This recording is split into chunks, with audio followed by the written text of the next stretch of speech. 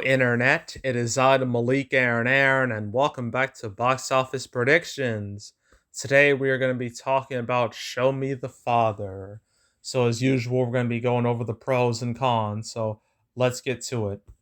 Pros. This movie is made by the Kendrick brothers, and they're responsible for quite a few faith-based movies out there, quite a few Christian movies, and their movies have done pretty well, all things considered, especially amongst the Christian genre, which has historically been very niche, to say the least. Yeah, let's look at their resume. There's Facing the Giants, but did quite well despite only playing in a limited amount of theaters. Then there's Fireproof, Courageous.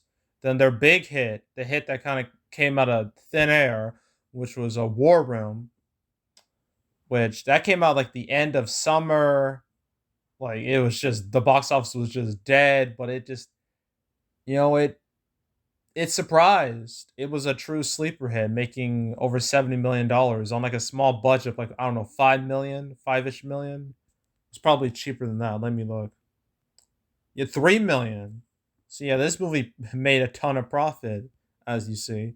And then their last movie, which was Overcomer, didn't do as well as War Room, but nobody expected that. It made 38 million, which is really good for a movie that cost $5 million. So these guys clearly have a strong niche. People are willing to watch their work. So yeah, that's an easy pro right there. I don't.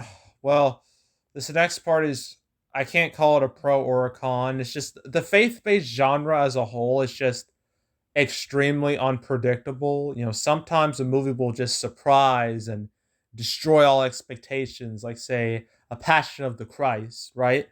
Then other times the movie just bombs horrifically. Nobody watches it, not even the target audience. So it's very hard to predict what will happen to it. And yeah, like, I mean, I believe we can look at the whole resume of these movies. Let's see. Trying to look at the more successful ones. Oh, I Still Believe, that came out. That was one of the last movies that came out before the pandemic screwed up everything, and it still opened with like $9 million. Granted, it didn't get much farther than that. Obviously, it was pretty much screwed, but it probably made its money back with PVOD. So who cares? There's I Still Believe. There's Overcomer. There's Breakthrough, which did all right. There was Unplanned. That was a bit more of a controversial one. What else? What other big movies? The Gods. Well, yeah, the Gods Not Dead movies. Ugh. Ugh. I mean, that first one did way better than anyone thought it would, but then they just tanked right after that. Probably because people saw that they were just like basically garbage propaganda movies. And this is coming from someone who was raised in Christian background. And this is me telling you this. And then there's I Can Only Imagine, which did extremely well, way better than anyone thought it would do. There's that. Yeah, there's quite a bit. They release quite a few of these movies a year. There's The Shack, Hacksaw Ridge. There's I'm Not Ashamed. That did terrible. Miracles from Heaven. Trying to look at some others. War Room, obviously. I think there was another one. Yeah, God's Not Dead. Heaven is for Real. Son of God. Man, 2014 was just a year of faith-based movies, wasn't it? It was really weird. Why 2014? I have no clue. And I already mentioned Passion of the Christ, which is no doubt the biggest out of all of them. I guess we can count the Narnia movies too, because the source material is heavily Christian based. I guess we can count those. Yeah, yeah, I'll count them. So yeah, but still, yeah, this genre is extremely unpredictable. You never know what you're gonna get when it comes to these movies. So I don't consider it a pro or a con. Well, I guess any real cons I have is, one, this is a documentary movie, which, documentaries, they don't usually do that well financially. It's rare to have a truly successful documentary. let's look through the genre here. There's Fahrenheit 9/11, obviously. There's that. I don't think the Jackass movies quite count as documentaries, although they are real world movies. They're more like stunt show movies. So I wouldn't count those necessarily. But there's those music movies, there's Michael Jackson's This Is It, Justin Bieber's Never Say Never. Those are like two I can think of. Inconvenient Truth, Earth, 2016 Obama's America. Ugh. Oh, God. Yeah, like most of these documentary movies are they're either political about Earth and science, or they're just they're just kind of music movies based off musical artists. And this is none of those. So its chances of success are quite low when you really look at it.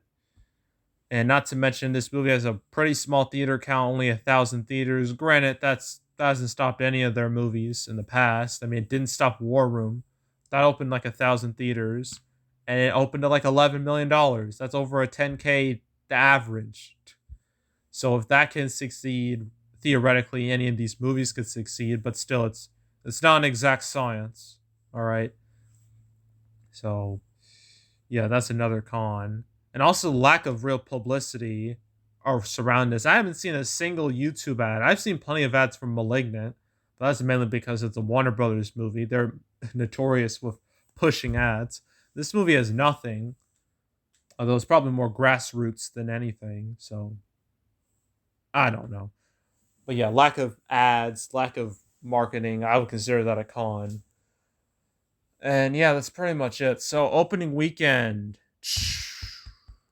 This is hard. Very, very hard. I'm going to say at the lowest I can possibly go is $2 million.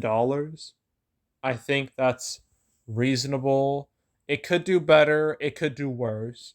But I'm going to go with 2 million.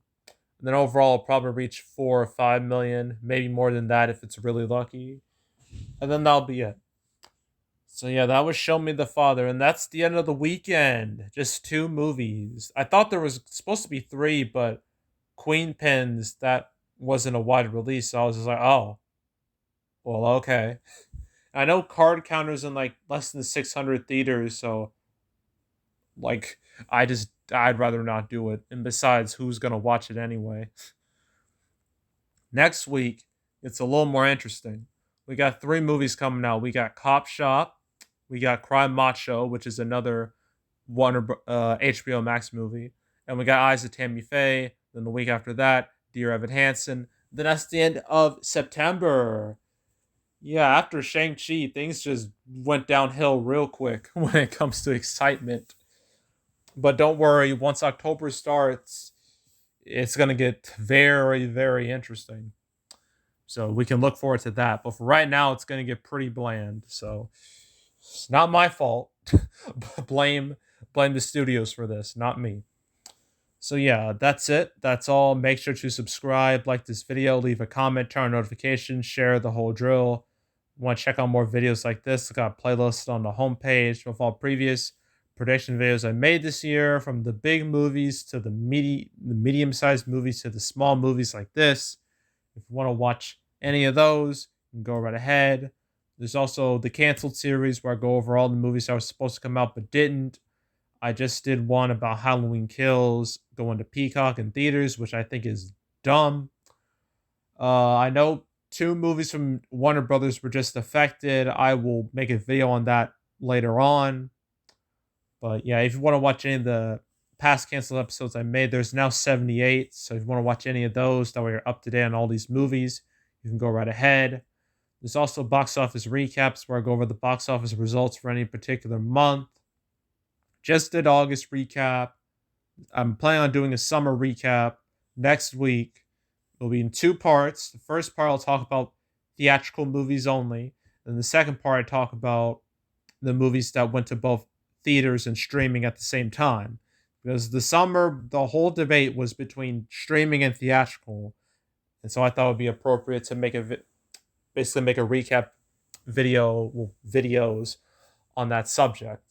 So if you want to watch one, so look forward to that. But if you want to watch any of the past recap videos I made, you can go right ahead.